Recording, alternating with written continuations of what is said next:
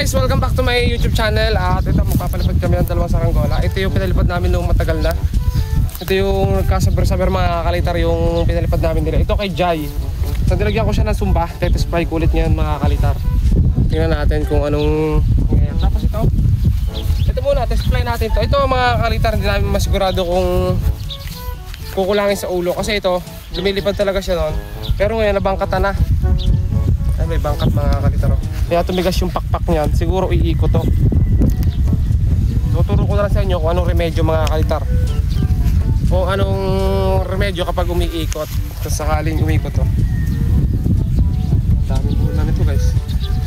Ito kasi ginagamit yung pampalsukat. Itong ating tansin blue. Ayan, nylon natin blue. Ito yung nylon. Yan yung nylon natin. Ginagamit natin yung pampalsukat lang. Yung sa ginagamit din natin pag ganitong pang maliliit na saranggola mga kalitar. So medyo mainit ngayon mga kalitar ang panahon. Kanina umulan, umaga ano. Hindi natin masigurado kung aangat siya ng aangat naman siguro to mga kalitar. Okay, talang mo. Ako hihila guys. So tingnan natin kung mapapaangat pa natin siya kasi tumigas yung pakpak niyan.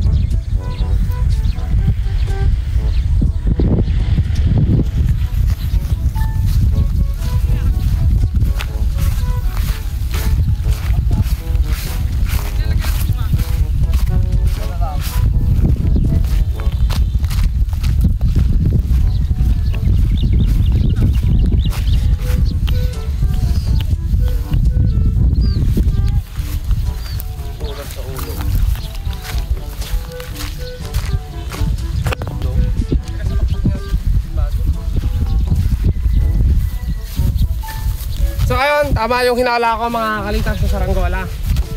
Pinakita lang natin talaga. Kaya natin pinalipad kahit medyo pagaan yung ulo. Kasi pakita mo dito. Ito mga kalitar sinasabi ko sa inyo. Kapag tumigas yung pakpak mga kalitar na bangkatan, ang mangyayari talaga niyan, hindi siya magbe-bend. Mag-bend man siya, kailangan talaga malakas na malakas yung hangin. Ngayon, kapag kaganito yan, kita nyo na bangkatan na, titigas yan, kukulangin nyo yun sa ulo yan. Na pwede ka ngayon maglagay ng sumba. Ito, di sumba na to, pwede na siya lagyan ng sumba kasi magaan yung ulo. Pero dahil wala tayong sumba, ang unang remedyo natin dito mga kalitar ay ito. So distress, meron tayo ditong distress na pako. Ayan, pangsamantala lang mga kalitar, pero pwede natin siya lagyan ng sumba. Pag pupunta kayo sa Pipalayan mga kalitar, ang gagawin nyo kapag laging mag-test fly, magdala kayo ng mga sinulid o tali, pang tali. Pero ito mas madali pag gumiganito kayo. Grabe ang init. Ito, strap, cable tie mga kalitar. Tapos pako, magdala kayo ng pako, pampabigat. Ano mang klase ng pampabigat. Pwede rin tornilyo. Basta may allowance dito mga kalitar sa may dulo. Yan dito. Lagyan nyo siya ng tornilyo ng nut para bumigat yung ulo. Tapos takloban nyo na lang ng plastic para hindi halata. Pero dahil wala tayo ngayong ganon, ito muna yung gagamitin natin. Pako, lagyan natin siya dito sa ulo.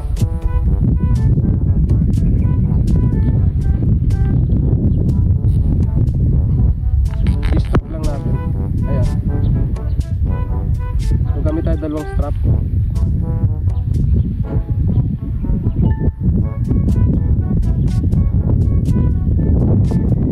Nagbe-bend pa rin naman siya mga kalitar. Problema nga lang, hindi sa mahinang hangin. So ito, test play ulit. ulit natin mga kalitar. Tingnan natin kung ano magiging resulta.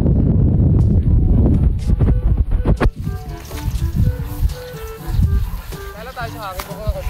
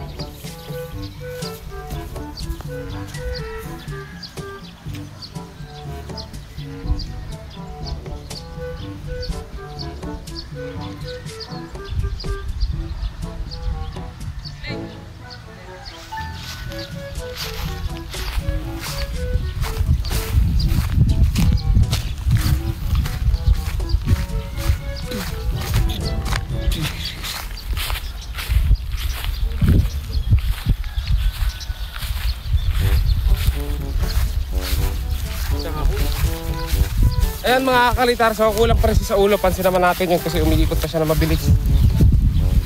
Pero wala na tayong may dagdag na pako, kaya ang gagawin natin, iuupo natin ng konti. Tsaka may problema pa rin mga altar, kiling. So paano gagawin natin pag kiling? Ito mga altar, saranggo lang to, ito matagal na. So napa-stack to. Ang gumawa nito mga kalitar ay yung mga tinuturuan ko dating gumawa ng saranggola. Hindi ako gumawa nito. So i-adjust natin dito, pakita mo rito. So dito siya umiikot mga altar sa may kanan. Ang mangyayari nun, yung parasukat natin, i-adjust natin, pakita mo. So nasa sentro yan, kung saan siya umiikot, doon natin dadalhin yung parasukat para tumimbang. Ayan, gigilid natin. Doon natin siya poponto sa may kabila para hindi siya tumagilid kumiling. Okay, tapos saka natin siya iuupo ng konti. So pag uupo, ibubuhol lang natin dito. Pwede nyo kalasin dito, pero mas maganda kung mabilisan, buhol nyo na lang dito guys, ibabaw sa ilalim.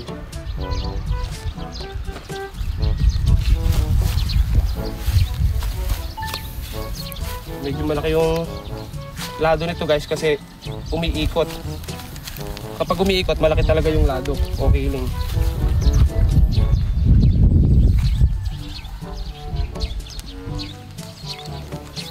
Shoutout sa kasama natin, ayan, Bunso.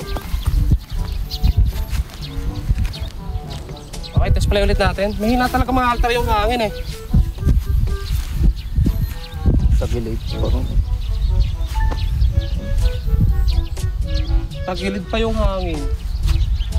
Papunta dito sa galing sa ibaba, papuntang bagat. Ilaya. Ay, galing Ilaya papuntang ibaba. Papuntang ibaba. Okay, isa pa.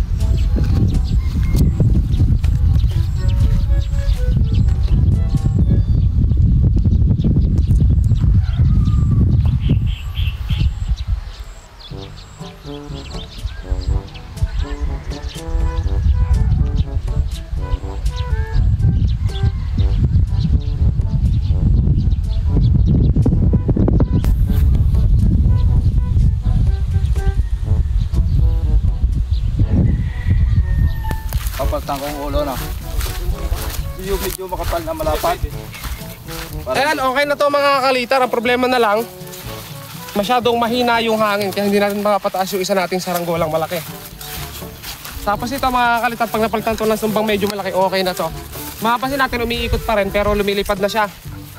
Ang ano na mga kalitar, kulang pa siya ng isang didos. Pero sobrang hina, sobrang hina mga kalitar talaga ng hangin. Mahina. Mahina.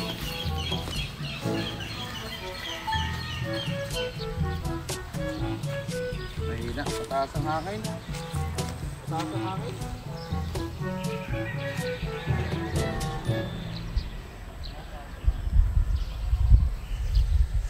Ay, walang hangin. Kailan nga ata wala lang hangin. Grabe. Grabe yung test fly natin. Sobrang init, wala pang hangin. Ibubaba na mga kalitaro. Kundi pag kailangan lang, kaya lumilipad tinatakbo ko mga kalitaro.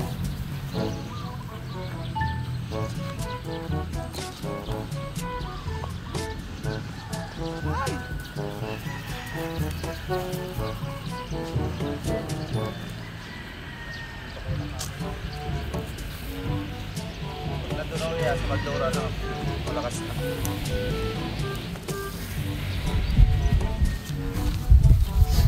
Ayan mga kalitaro, bumabagsak na. Wala ang hangin. Pag malakas yung hangin, siri to mga kalitar. Kita ko sa lipad. Ayan o, wala talaga o. Hindi talaga tamaan o. Ako.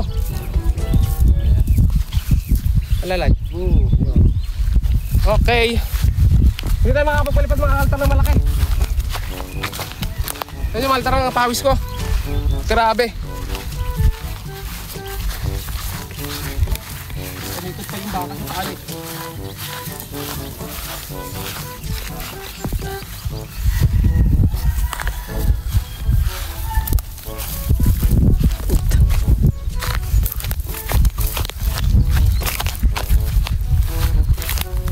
Wala, sala yata ako.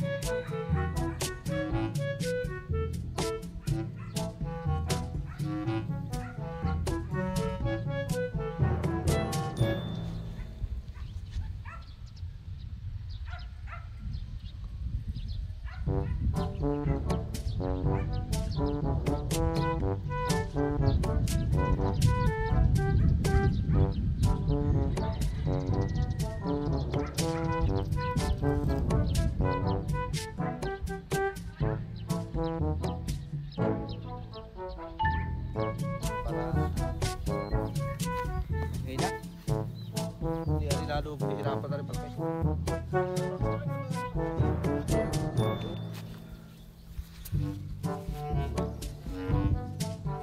ilang bagsak mga kakalita sa kadahilan ng kita nyo naman na walang hangin. Pero ang galing pa dito kung malakas ang hangin mga kakalita. Malakas na hangin.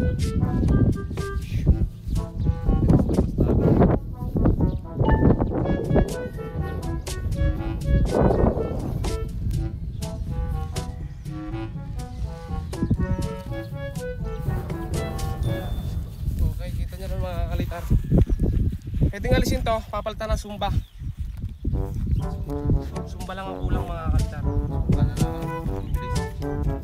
Okay.